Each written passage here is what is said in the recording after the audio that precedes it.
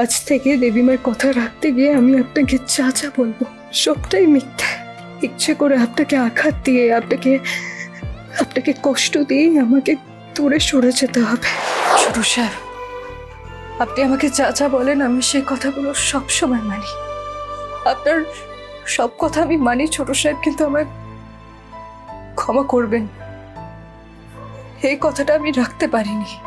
দেবীমাকে নিজের জীবনে মায়ের জায়গা, নিজের জীবনে ঈশ্বরের জায়গা দিয়েছি ওনাকে, তাই ওনার থেকে দূরত্ব বজায় আমি রাখতে পারিনি। ক্ষমা করে দেবেন আমায়। পারবে না বলো না কুসুম, বলো করবে না, কারণ তোমার কাছে আমার কথার কোনো ভ্যালু নেই। ইনফ্যাক্ট আমারই কোনো ভ্যালু নেই। আমি বারণ করেছিলাম তুমি মায়ের সাথে গিয়ে কথা বলবে না, তারপরেও তুমি আমার কথা অমান্য করলে। আমি যদি দেবীমার সাথে দেখা না করতাম তাহলে আমি কিছুতেই শান্তিতে থাকতে পারতাম না ছোট সাহেব, কিছুতেই না। ওনাকে সুস্থ অবস্থায় আমি দেখে নিয়েছি, আমার মন জুড়িয়ে গেছে। হ্যাঁ, তবে আমি আপনার দেয়া কথা রাখিনি। আপনি বারণ করেছিলেন, তার সত্ত্বেও দেবীমায়ের সাথে আমি দেখা করেছি বলে আপনি রাগ করেছেন আমার উপর, আমি জানি। তার জন্য হাত জোড় করছি আপনার কাছে, পারলে আমাকে ক্ষমা করে দেবেন। না না কুসুম, তুমি আমার কাছে ক্ষমা চাইছো কেন? একদম ক্ষমা চাইবে না। আসলে এই পুরো বিষয়টা না আমি ভীষণভাবে আপসেট হয়ে রয়েছি। তুমি দেখলে তো, মা ঠিক মতো না আমার সাথে কথা বলতে চাইলো, না দেখা করতে চাইলো, শুধুমাত্র তোমাকে ডেকে পাঠালো। আচ্ছা আমাকে বলো না কুসুম, মা তোমার সাথে ভালো করে কথা বলেছে তো?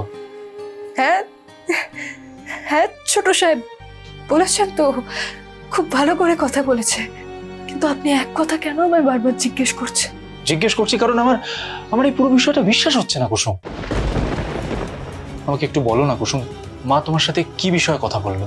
আমাকে প্লিজ পুরো বিষয়টা খুলে বলো। আপনার ছেলেকে আমি আপনার কাছে ফিরিয়ে দেব। কবে কবে ফিরিয়ে দেবে বলো? 15 দিন, 15 দিন সময় দিন আমায়। এই 15 দিনের মধ্যে ছোট সাহেব এই বাড়িতে এসে আপনার কাছেই থাকবে। আমাকে ক্ষমা করবেন ছোট সাহেব। আজ থেকে দেবীমার কথা রাখতে গিয়ে আমি আপনাকে যা যা বলবো সবটাই মিথ্যে। ইচ্ছে করে আপনাকে আঘাত দিয়ে আপনাকে কষ্ট দিয়ে আমাকে দূরে সরে যেতে হবে। বিশেষ কিছু বলেননি, মানে আমি দেবীমাকে জিজ্ঞেস করলাম ওনার শরীর ঠিক আছে কিনা, তো উনি বললেন যে হ্যাঁ ঠিক আছে, বেশি চিন্তা না করতে।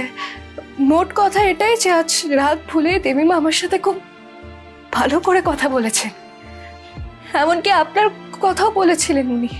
তাই? আমার বিষয়ে কি বলছিল মা?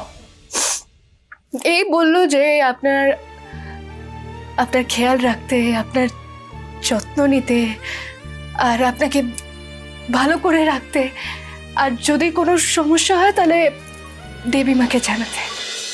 আর হ্যাঁ, আজকে আপনার খেয়াল রাখতে যেভাবে উনি আমাকে কথাগুলো বলছিলেন না, তাতে তো মনে হচ্ছিল এই রাগের মেঘ খুব তাড়াতাড়ি কেটে যাবে।